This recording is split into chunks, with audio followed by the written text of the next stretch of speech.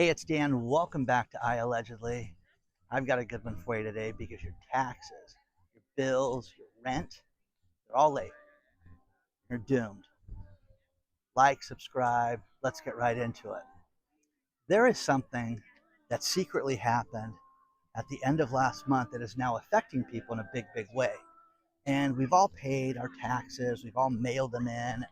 For those of us that are self employed, making our quarterly payments and our you know, tax day payments and just screaming that we hate doing this. And here in Southern California, you've got large postal centers that are considered regional that will actually stay open as late as midnight. And the beauty of this is that, when you owe a chunk of money to the IRS and you are, wanting to pull your hair out when that check hits your bank, you have the ability to go in and drive after 10 o'clock at night, get in that line and give them your mail. There's a new rule that says that they don't have to postmark your envelopes or your bills the same day you drop them off, even if they're on time. Huh? Yeah, that's it. So the new postal rules, think about this. Everything that was dropped off prior to the deadline of the day, let's say it's midnight on tax day, would get a physical postmark that day, so you were not late. When the IRS received it, the first thing they would do is look at the postmark, and you were considered on time, even if they get it a week or 10 days later. Doesn't matter. That has changed. And the other thing is that the Postal Service is going to go out and they're going to take anywhere from 3 to 5 days to give us a postmark now in the mail. That is crazy. 3 to 5 days to get the postmark. And this affects everything. There are rental companies that your rent is considered paid and on time if it's postmarked by the due date. So people, I hate my landlord. I want to pay him at the last frickin' second and drop it in the mail and get the postmark. Done, done. That is over with right now, guys. That is over with. But the other thing is, like, I was looking at insurance payments. You get a grace period with certain bills, but as I was looking at what's affected by this, it's rent, it's taxes, it's insurance, it's certain bills. Even there are certain credit card companies that if you have the postmark on the envelope by the due date, you're not considered late. Okay, who knew that? I never have thought about that. I always thought it was due the day, it's due on the 19th. You better get the mail there by the 19th. Now think about this. None of us are going to be able to gauge when we send things out and um, when they're going to postmark it. When I reached out to the post office this morning, yeah, we don't know anymore. Yeah, we're cutting shifts and changing things, and it's all the new changes for 2026, Dan. Okay, so we're not going to sit there and be able to gauge that. Isn't that wild? So your bills are late, guys. Just get ready for this.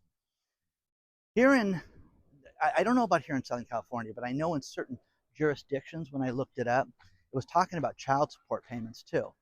Imagine, God, I'm going to pay my child support last minute. And now, it's late.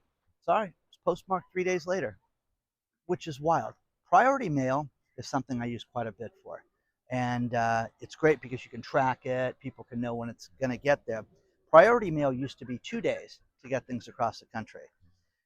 When I worked with Lisa and her company doing the bar prep and teaching people to pass the bar, and we would ship the books. If it was Monday, you're going to get your books on Wednesday, regardless of where you were in the country. It can take up to 5 days now to get priority mail sent through. Why pay the extra money? Why not just pay for a standard first-class postage stamp? So it's crazy right now. Now, speaking of the post office, there's a few other highlights for 2026, and the first one is we're gonna have massive price increases on the 18th.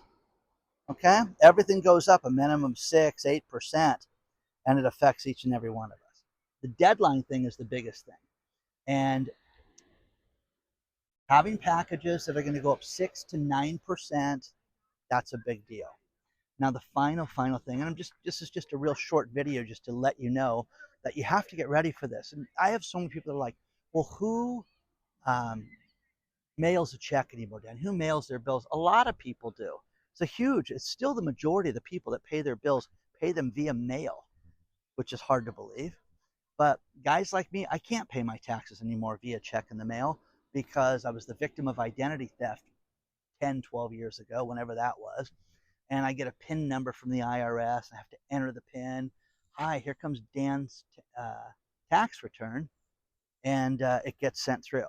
So it's all electronic payments for guys like me. Good thing, bad thing. You complain. I hate it myself. But there's no more paying things to the last day like that. It's all electronic filing for me. Now, the post office, though, is making another change.